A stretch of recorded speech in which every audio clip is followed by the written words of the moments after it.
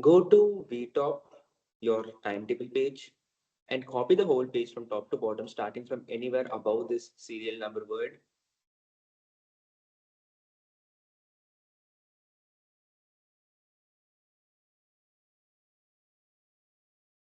All the way up to the last lab slot L94. Click copy, go to the website vit-timetable-export.streamlit.app, paste it, click somewhere outside the box, go for the download calendar option.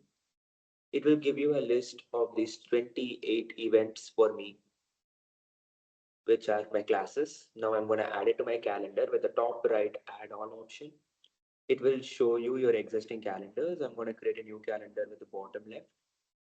I will tell you why we created a new calendar in a minute.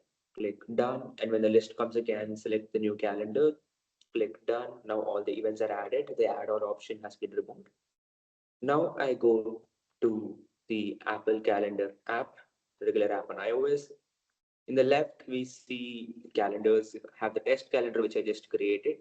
I have a checkbox. I can enable, disable it to like remove all of my classroom events without removing other events. This might be useful when we have exams or holidays where you don't want to see the events there or don't want to get notifications for it. And once the semester is over, you can go to the calendar information and then delete the whole calendar as a whole instead of deleting each of the 28 events individually. This will all be possible only if you created a separate calendar for it. So be careful while adding it. Now let's add notifications for it. For that, you just go to the regular settings app on iOS, scroll down all the way till the calendar page. Here we go to default alert times. And this is an event, not an all day event. This is just an event. And here you can choose the notifications that you want. After we do that, we can go set up widgets for this, come back to the home screen, long press anywhere on the screen to enter squiggle mode. Then top left, I have the plus button to add widgets. Again, go to the calendar. We have multiple options. You can choose whichever one you like. I like this one. I'll go with this. Add it to my home screen. And it will load up in a minute and it's all done.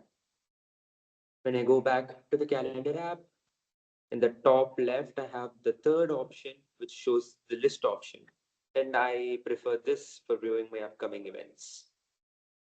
Any issues, you can tell in the comment section or post it on the GitHub page. This is my GitHub page. We're open to contributors.